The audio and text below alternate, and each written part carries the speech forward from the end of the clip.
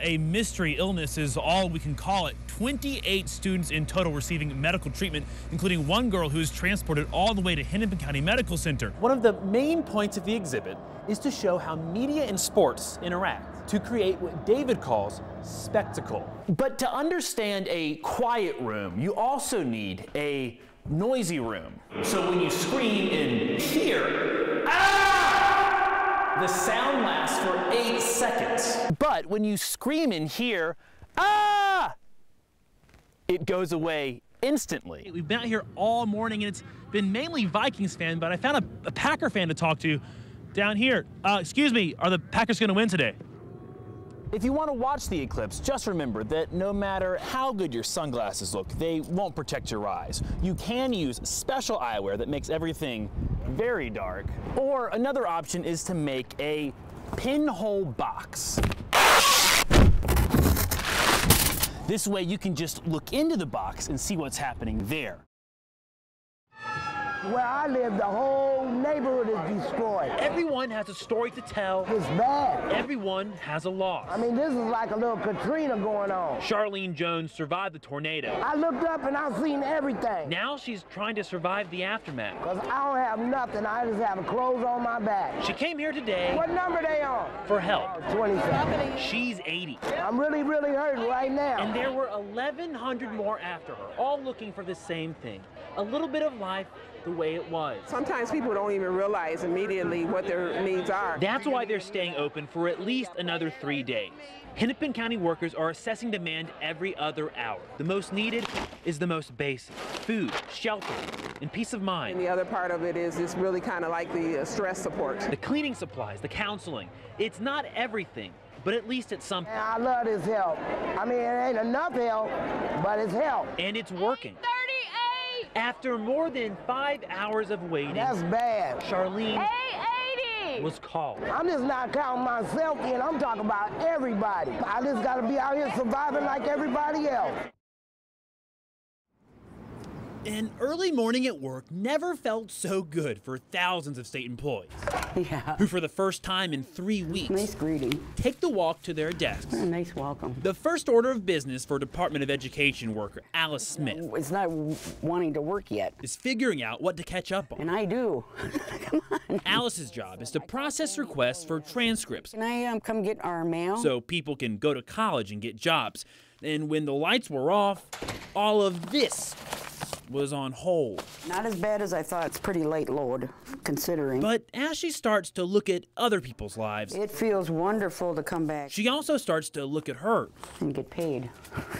Reality sets in, Not getting paid for a full week is going to hurt. and returning to work becomes bittersweet. It's going to hurt quite a bit. Alice will tell you, things aren't easy. Taking a week without pay, I couldn't afford to take 2 hours without pay. With family depending on her, she might be forced to take another job. It's hard to do it on just one income, and when you didn't have it, and you know you're going to be without a paycheck for another month. So while the shutdown might be over, the pain is not. I don't make a lot of money here, but I love my job. And I miss being here. In Roseville, Mitch Pittman, I'm just glad to be back. 5 Eyewitness News.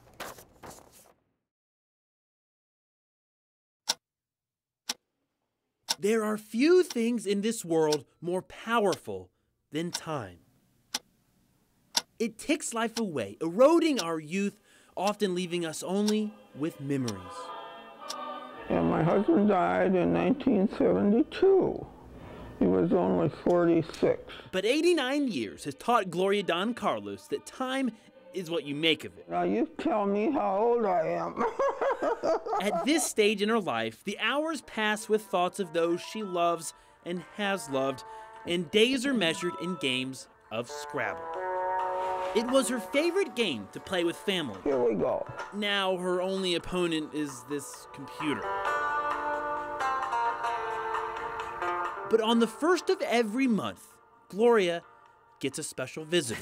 The best part of being a florist is the fact that you know that no matter what you do, somebody is going to smile because of what you do. Gloria's sister Gladys sends her flowers. We love to carry the flowers up because we're all excited to see what they look like in the end. You know, they're all bagged up, so when we get up there, she lets us open them, and it's always fun. Everybody can't wait to see what the flowers look like. Hi, Gloria. Ooh, look at that. What makes these flowers so special, though, is that her sister Gladys first started giving them to her in July, 4 years ago, 2008. Because she was in stage 4 of lung cancer at that time. And she passed away in July 4 years ago, 2008. Gladys had it written in her will to give Gloria this happiness every month. Smells great.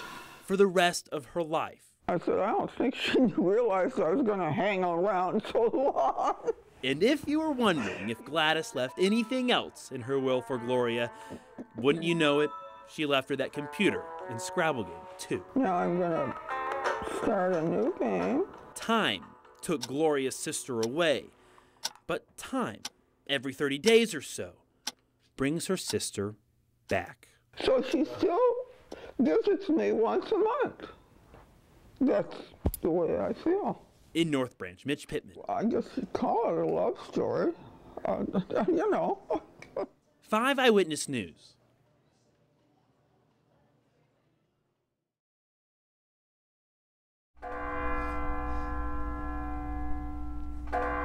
Long before this day began, before officers came by the thousands from every corner of Minnesota, they knew what kind of sadness daybreak would bring. It's not the first time they've felt this pain, nor, sadly, will it be the last. It's an extraordinary display of compassion watching them drive in, because one knows each and every officer here is reflecting on what it means to serve. There are so many paying respect that their lights backed up onto the interstate. Fanfare befitting a fallen officer. Not one squad too many can make the journey here today. As the time nears to say final farewells, the watchful eyes of those who care so dearly wait to greet Officer Decker on this, a day we knew would hold such sadness.